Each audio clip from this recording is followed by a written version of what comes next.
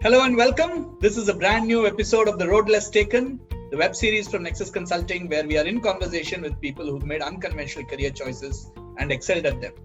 Our guest today is someone who's truly traversed a very unique path. After a degree in computer science and an MBA from a prestigious institute in Chennai, he started a corporate career but quickly switched to his area of passion, which was sport and cricket. He's blazed a trail as being one of the few people in India who can claim to have built a career as a data analyst in the world of cricket. Today, a senior analyst with one of the major media houses, ESPNcricinfo, our guest for this episode of TRLT. Please welcome Gaurav Sundararaman. Hi Gaurav, welcome to The Road Less Taken. Very glad to have you here on the show.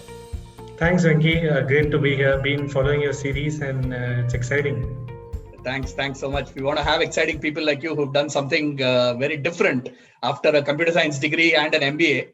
But let me take you back and start. Where did this whole interest in sport, especially cricket, come from? I know that we are all mad about sport and we all play cricket when we grow up. But was there any specific trigger point? And did you play representative sport at any level while growing up?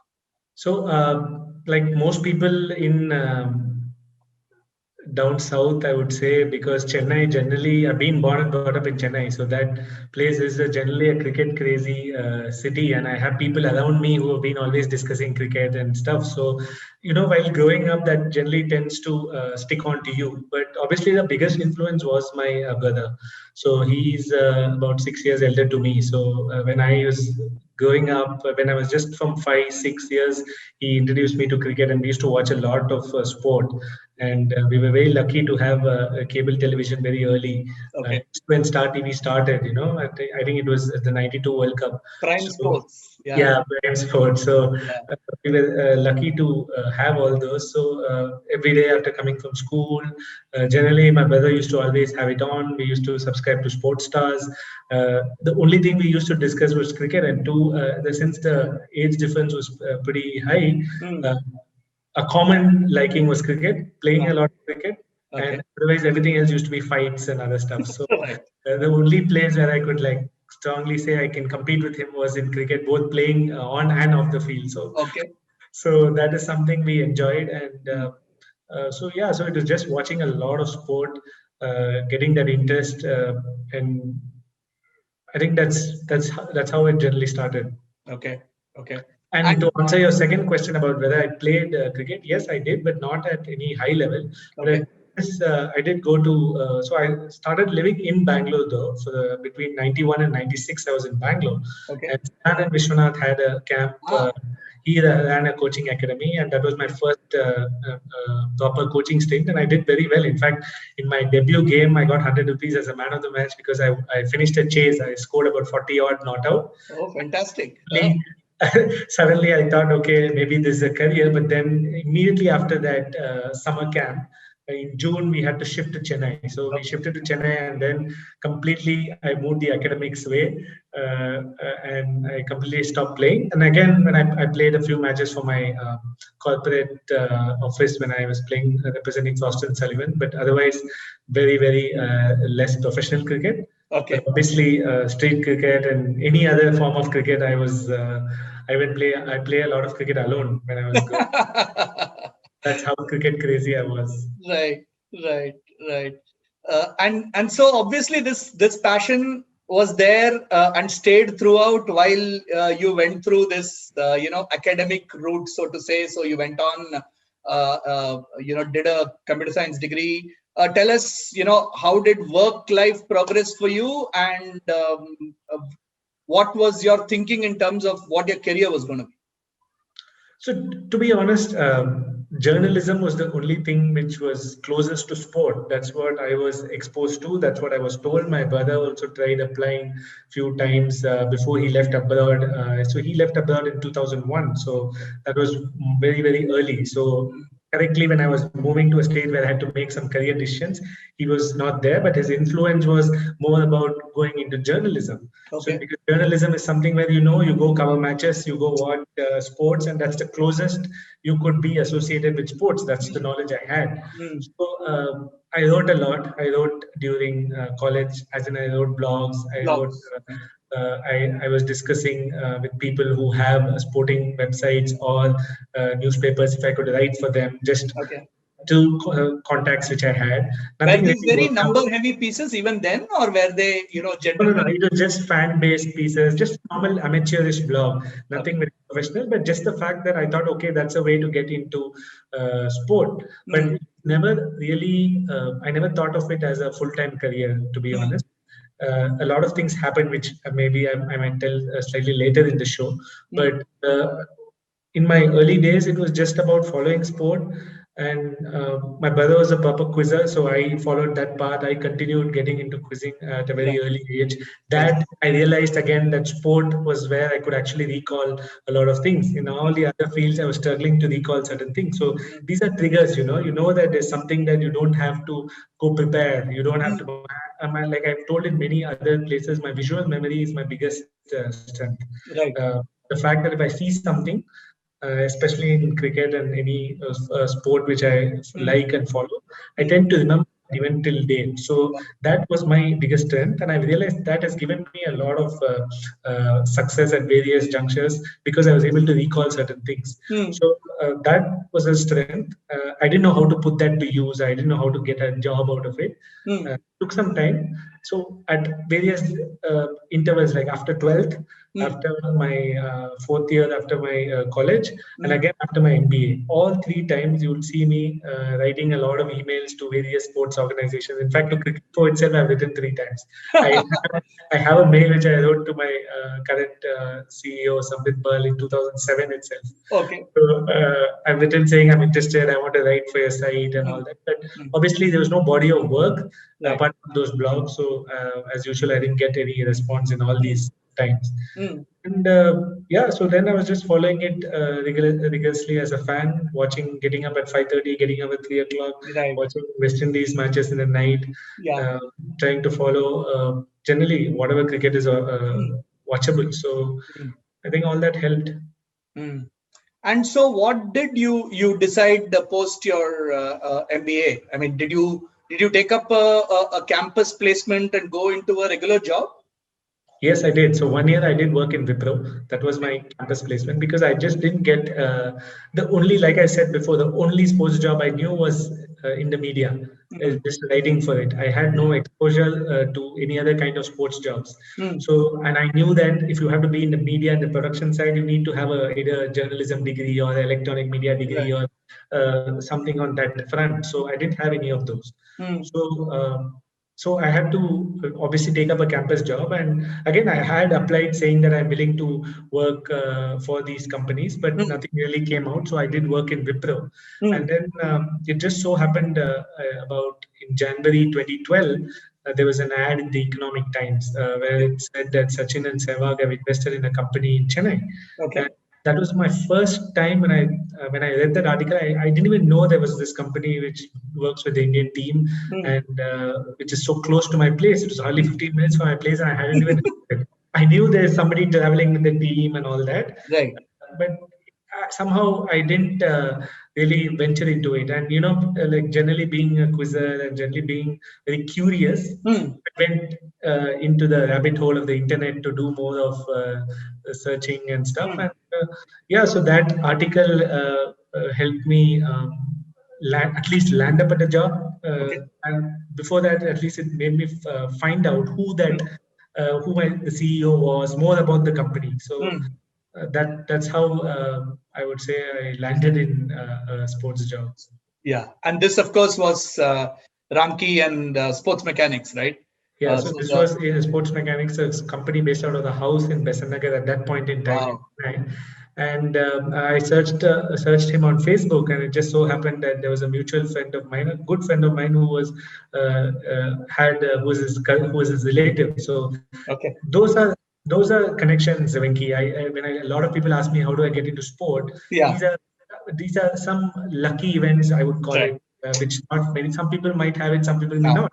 This is not an industry where you can apply in Naukri.com or apply various places. It's not yet there, has to go via some connection. I was lucky that he was a friend of mine, was a relative of his, and then he me over and we had a chat. Again, sports interviews are not like how many runs Virat Kohli will score, how many runs Sachin Tendulkar will score. It's not going to be how sports interviews are. And I don't have any kind of major sporting work. Although in my MBA, the project I did was a predictive model on predicting scores in T20 cricket. Oh, I see. Interesting. That was when most people took financial stuff and banking stuff and not give so much interest on that final project. Somehow something told me might as well, it's a year-long project which you submit at the end of the year. So something told me, why not just do it on cricket, something you like. And your faculty didn't dismiss it saying, you're just doing like, some frivolous stuff? No, not at all, because I positioned it like it's a cricket analytics project. I'm using statistical tools and stuff, which I did. But so they were more than happy to allow me to do that. So I did that. And that somehow, again, was the trigger point in his head, in my CEO's head. He knows that I had done something statistical modeling, and I have some aptitude towards numbers. So a lot of random things fell in place. Newspaper article, then this project, MBA project. So I tell a lot of students, you never know. So take these projects seriously and do stuff what you like. You really know where things and opportunities come from. It's a great point. Yeah. Most people tend to think, this is one more project. Let me just do it and get a grade and move on. But yeah, it could actually shape your life at some point. Excellent. So you have now been like it's getting to be 8 years now since you've kind of been in this role. You're one of the few people in the country who can I think lay a legit claim to saying that you've built a career out of this. So tell our viewers, what is it that makes a good analyst, and how is this role different? I'm very curious, especially for you, because you've done, so to say, both sides, both with the team, and now you're part of like a media house, the number one in its category. How is that experience a little bit different between these two? But fundamentally, what makes a good analyst? What have the experiences been? That's a good question. So I am actually one of the very few to have seen both sides, and I think a lot of people. I know a couple of people who have just come from media to the analyst side. Right. So that is a slightly different switch altogether. But to answer your first question, to be honest, the role is still not evolved. The role is evolving very slowly, and no clear structure or no correct setup to this. So the analyst role has got more prominence because of a lot of people and writing about it and talking about it, etc. But clarity of the role still differs a lot in the industry.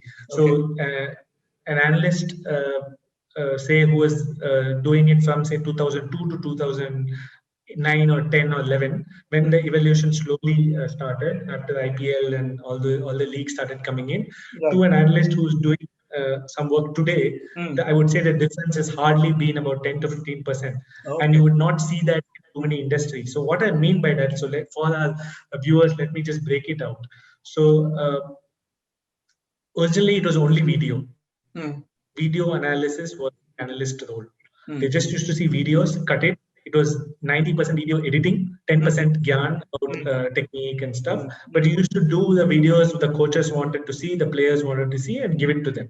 That's what happened in the first few years. When the league started coming in, and when the time I actually started, when I took up the job, that was the time the data revolution slowly started. That was the time when teams started using that, hey, we could use a lot of data and then build your video on top of that.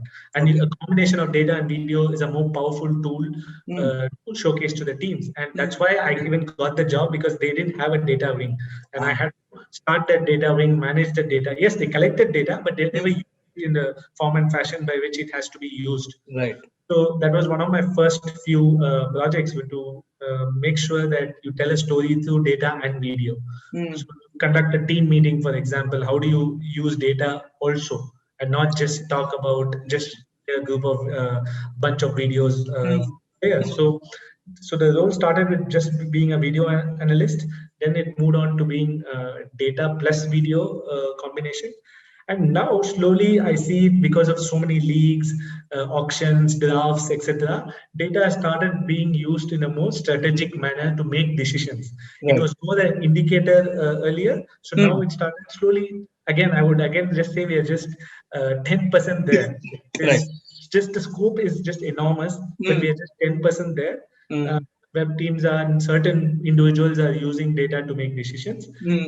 This is how the role has evolved. So if somebody is an analyst who wants to, or who's aspiring to be an analyst, I would say that it's purely right now the domain knowledge, which I would say is 80-90% weightage. The Hmm. numbers, the mathematical, the statistical concepts, just 10-15% is more than enough. Okay. So Okay. that is how it is today. Hmm. Hmm.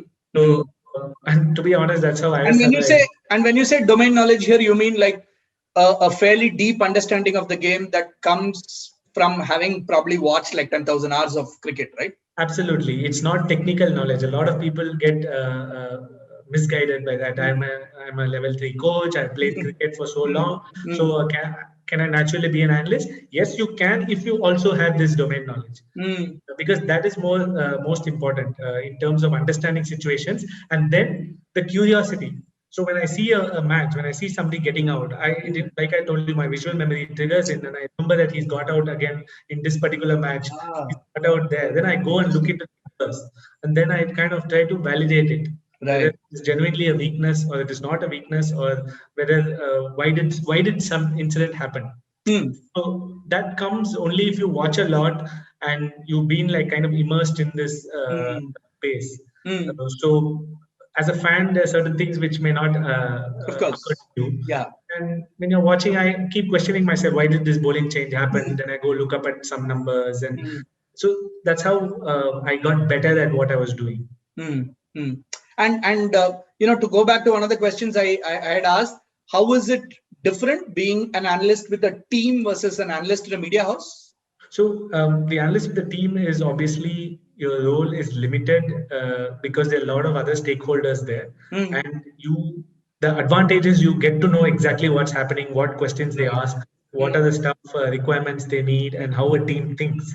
mm. So that's what I did for the first 4 years, and Okay. that made me get a lot of exposure to the thinking behind the players, coaches, and also what the industry is, where the industry is. That's how I can strongly say only 5-10% are being of Right. is what is being used today, because And you we did that with an international team and with league teams, both, right? yes, yes. So it doesn't matter because it's a very individualistically driven. Analytics Mm, in sport, especially in cricket, is highly driven by individuals in terms of if I'm interested, it's a success. If I'm not interested, I'm never going to come to it.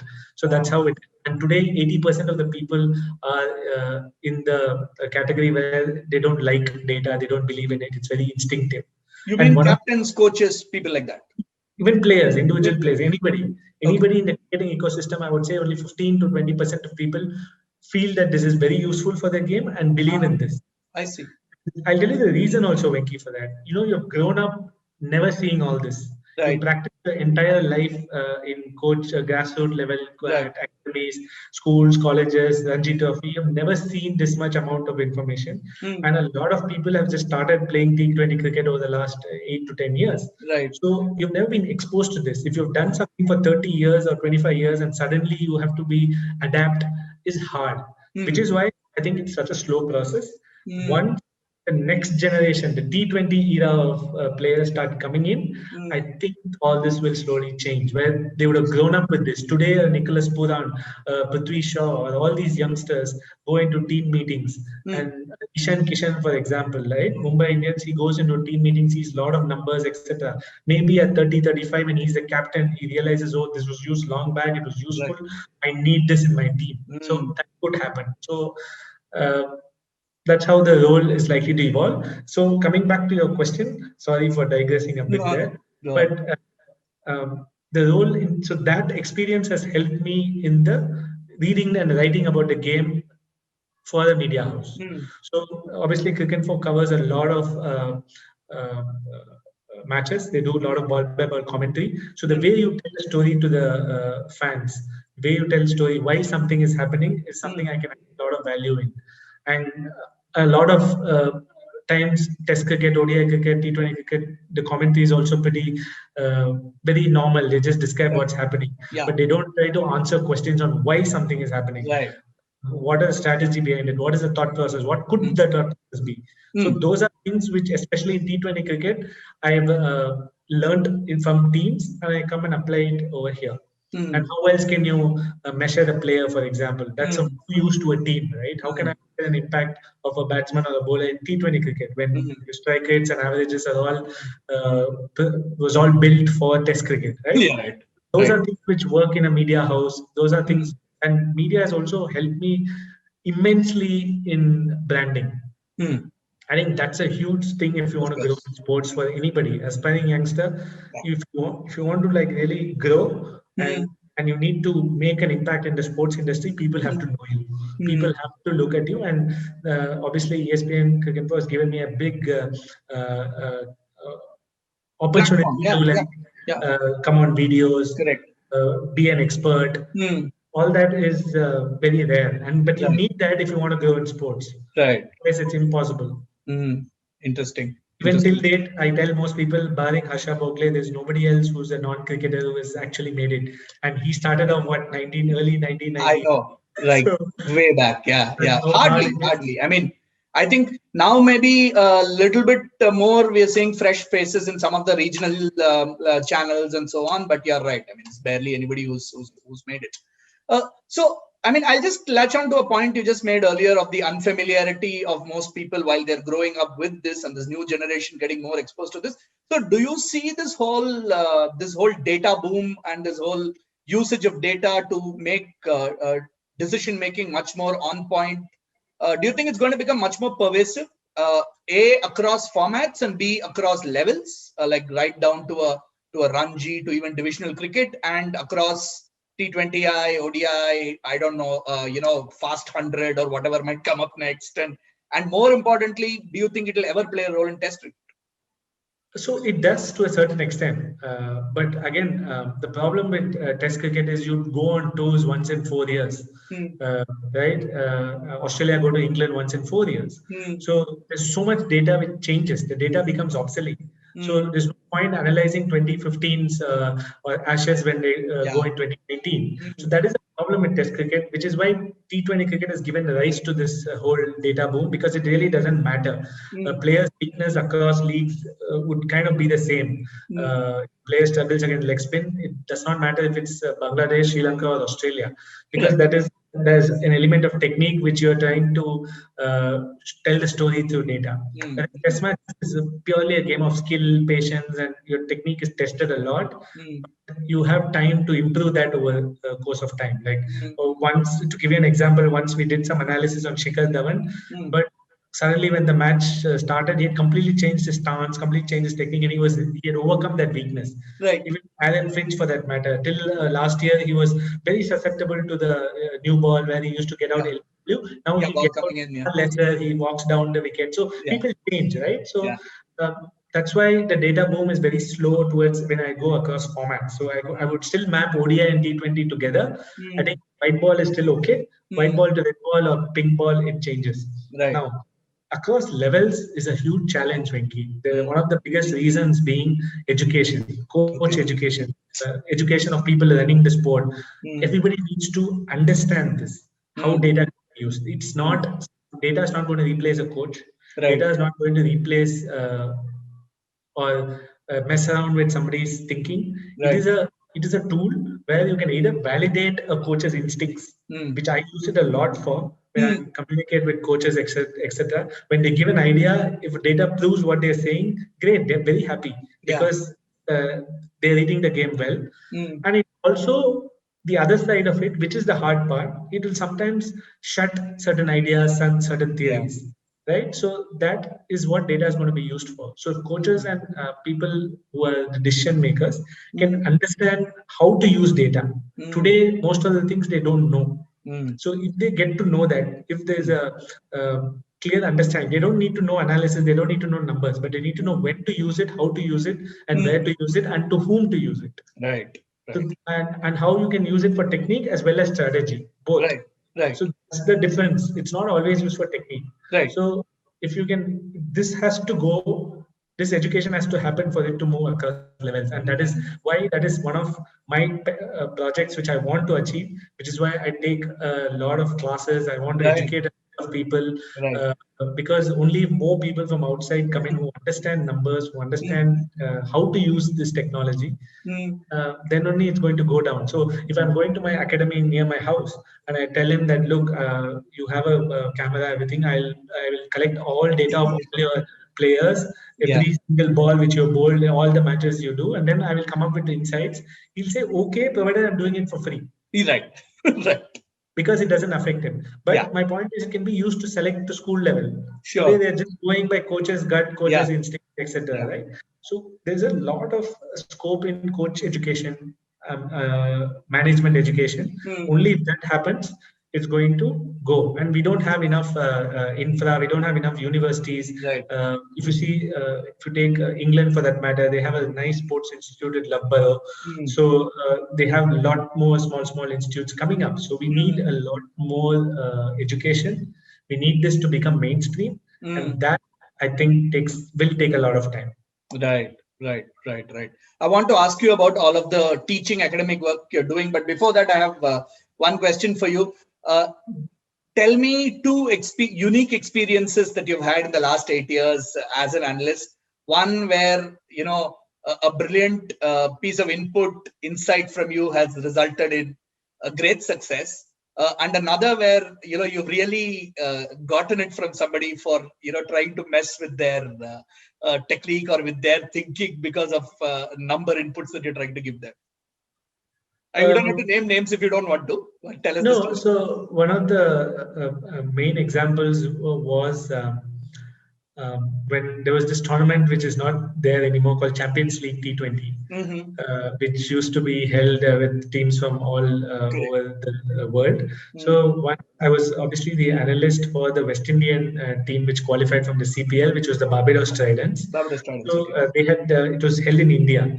So they obviously wanted a local person to help them out with conditions and stuff. Right. So, in fact, that was one of my great matches, even though we didn't win the match, but almost 7 to 8 insights which I gave was bang on.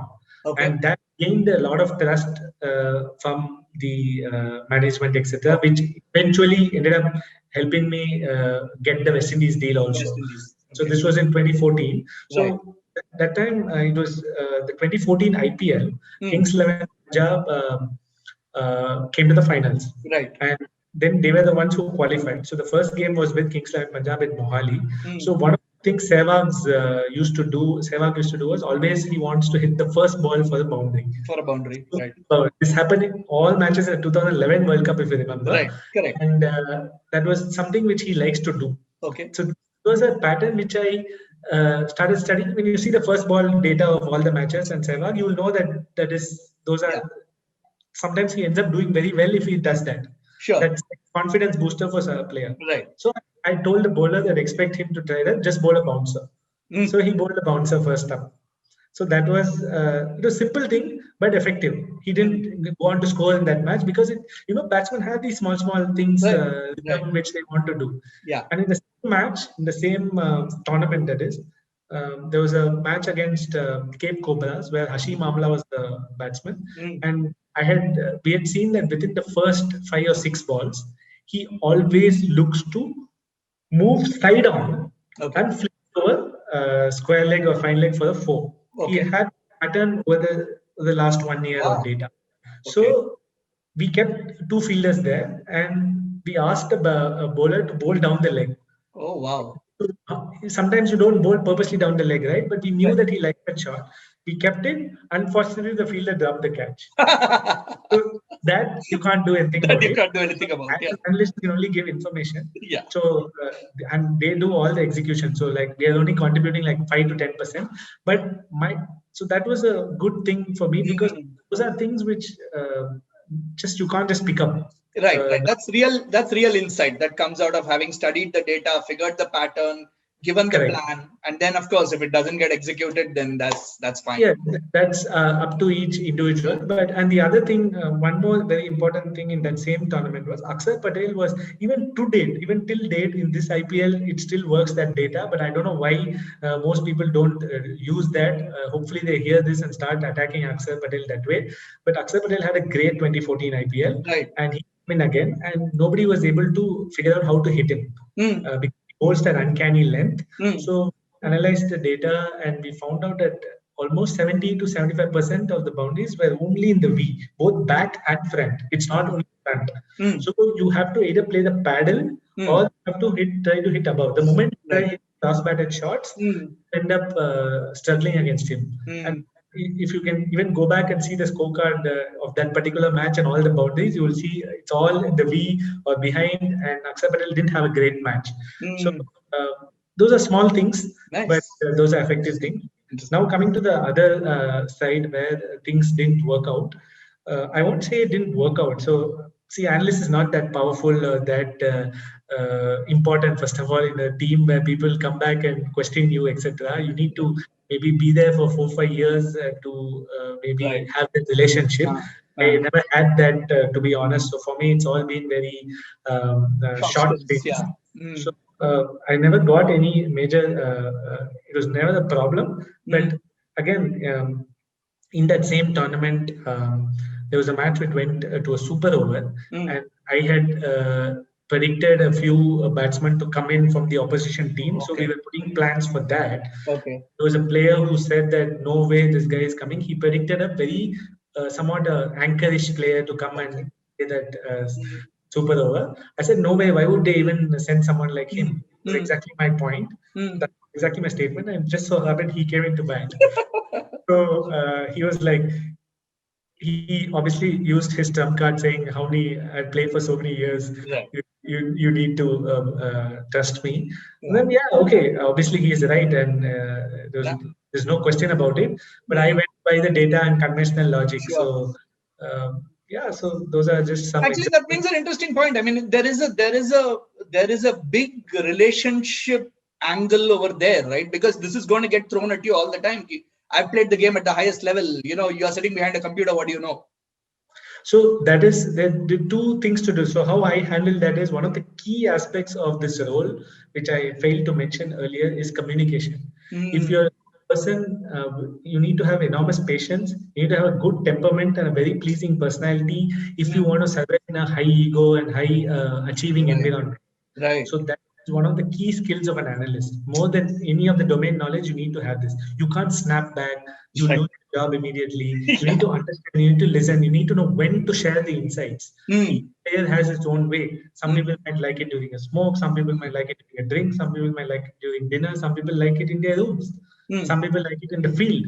They don't want to do anything outside of the field. So you need to understand player personalities, player psychologies to actually make an impact. So I worked on all those things. So those are things which are hard to teach. Those are things which are more personality traits. So that's why it takes a long time to build relationships, build trust. And I don't measure any of my insights on outcomes, because you're just giving information and there are other people executing it. So if, sometimes it works, sometimes it doesn't. So I never associate myself with results. You don't become an analyst because you don't win much, or you're not a great analyst because you keep winning much. That can be you just brand yourself or position yourself. But to be honest, you don't play such a big role. I've always told this to many people. It's about helping somebody prepare, and those 1%ers. If I keep saying, if I can get 1 wicket in a match, I've done my job. Right. So those small things, and I try to look for things which coaches can't, which players can't, something outside of their realms, because they have enough experience. They have things which they. There's no point telling that somebody's weak against leg spin. I'm sure most people know that. Correct? It's about going one level deeper, going 2-3 levels deeper, trying to tell maybe try use this particular bowler in his first 5 balls. Like you would have seen sometimes Mumbai Indians were one of the first few teams to have a short third man to Virat Kohli. This was way back because we all found out that he likes to take the first ball for a single dab into third man. Right. Now they started using that to Kane Williamson as well. So these are small things. So that a coach will never pick up. Not many coaches will look at every first ball of a particular batsman. Right. So but I look at that, and that's what I want more people to start looking at if you want to make an impact. If you're just going to give very basic stuff uh, and add that like a very less value, value of analysts will also still remain the same. And industry will not evolve. Yeah.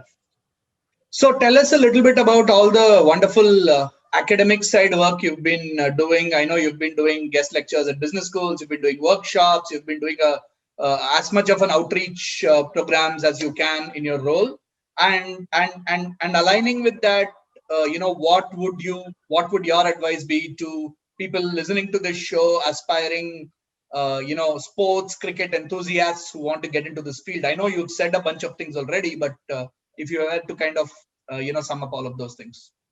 Yeah, I think it's important to start early. And one thing I've learned is there's a lot of scope. The scope is huge. We are like way behind other countries, and even within India. And we've only spoken about cricket, Venky. Right. And in fact, in all my courses which I do, in all the classes I take, I focus very little on cricket because the opportunity is very, very less there. Right.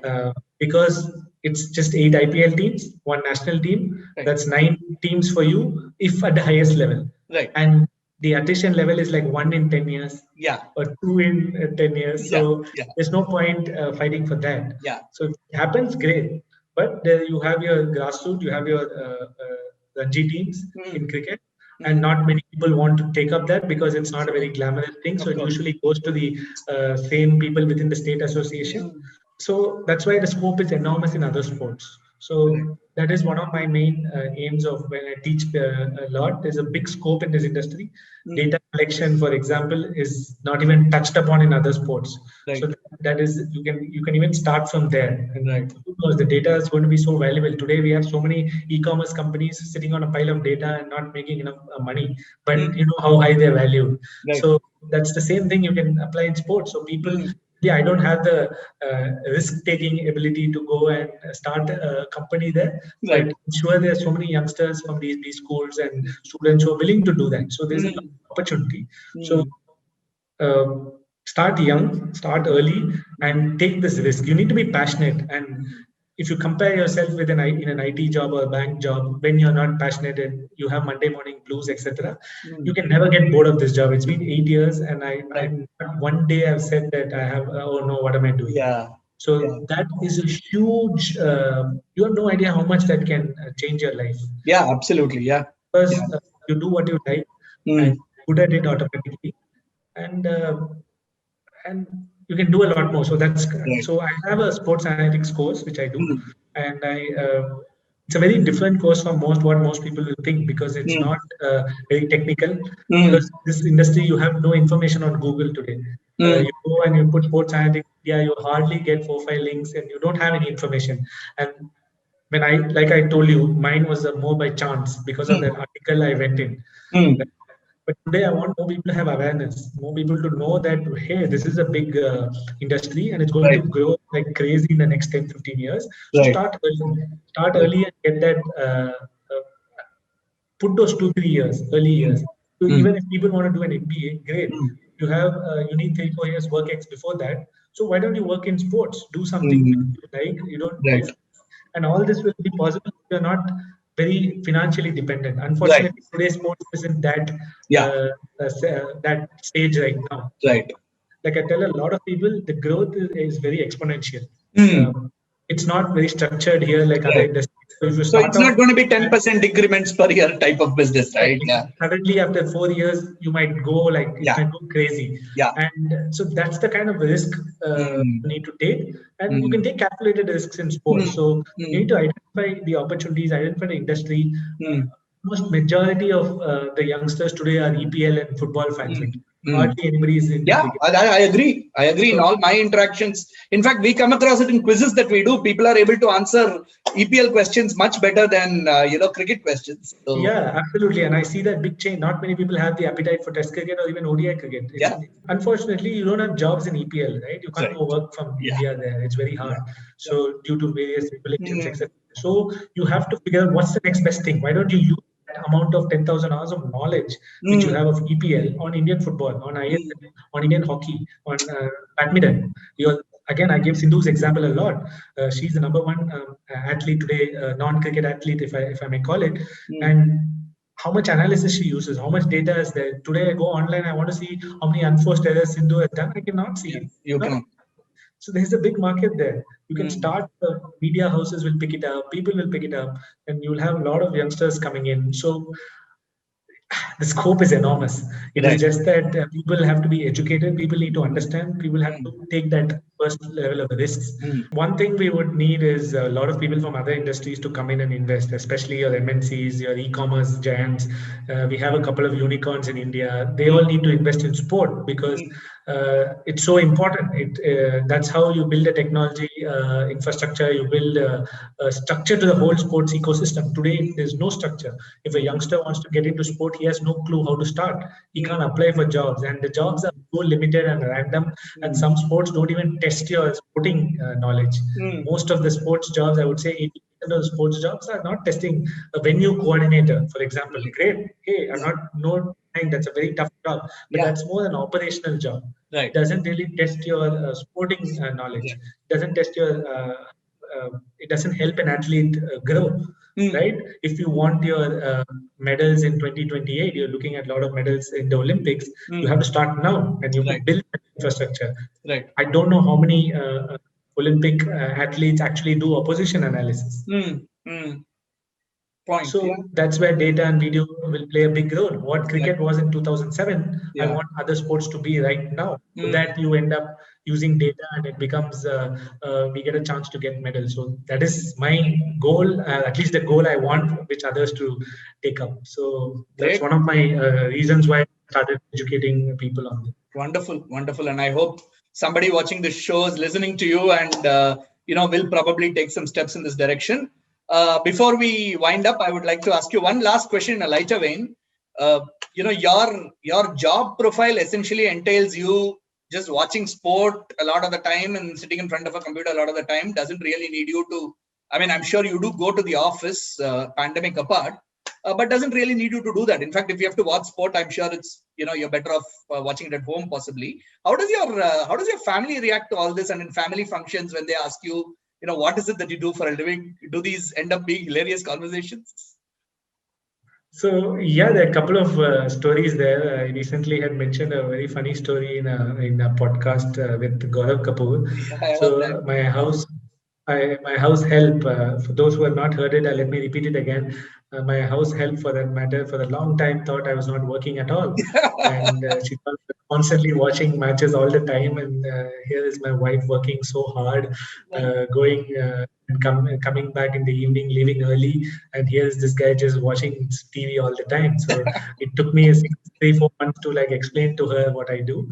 And from a family point of view, my previous company, a lot of times when India lose, they'll just call me or message me and say, "What have you done? What have you given?" Because we used to do analysis in the Indian team. Why is he playing so badly, etc. People think I'm some selector, some coach, some major person. So those are all funny stories where you need to explain to them that we are not doing anything. We're just guiding them and adding some extra value. So I have absolutely no relevance to the performance on the field. So we don't even know how much they use and how much they take. So those are some funny stories, but most people are very curious. Most people are interested. And I don't know whether I've become old or not, but I've started getting requests from fathers on LinkedIn about my son is in 10th standard. My son is in 8th standard. He wants to get into sports. He wants to be an analyst. What should he do, etc. So, wonderful.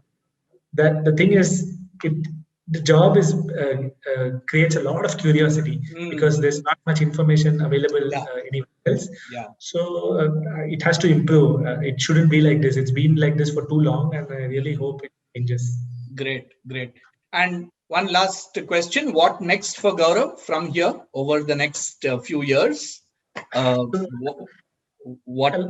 do you see? People have asked me this. It's very funny. When I took up my previous job, I thought, why would I ever leave that job? Why would I do not do anything else? That was the dream job we wanted. But hey, I moved to media. So now, again, like I have to figure out. So to be honest, I really haven't thought about what to do next, but I want to be more pioneer in this space. I want to make sure that more people come in.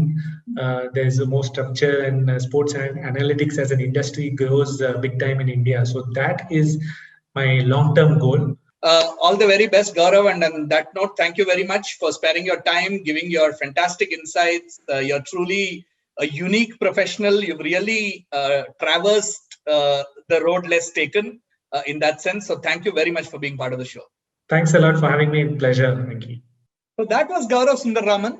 You heard him talk about his vision to make sports analytics a career opportunity in India for several youngsters going forward, and how he himself has carved a path for himself in the space over the last 8 years. In the road less taken, over the last 2 seasons, we have had conversations with several interesting people from all spheres, whether it's cooking, whether it's sports, whether it's writing or art. These are all people who followed their passion and made their lives very, very successful and very, very happy. If there are other people whom you think should be on the show, or you yourself would like to be on the show as a TRLT candidate, please don't hesitate to write into us. All the details are on our website. Our YouTube channel contains full episodes as well as smaller highlights capsules of all our past interviews. Please do look at that. Nexus is a content research company and a quizzing company. As you might know, you will see a lot of our quizzing videos as well on our YouTube channel. Please do look at them. Do reach out to us if you think we can craft some very unique content for you, whether it's on video, podcasts, or the written form. Till we meet again in another episode of The Road Less Taken, this is Venky saying, stay home, stay safe, and take care.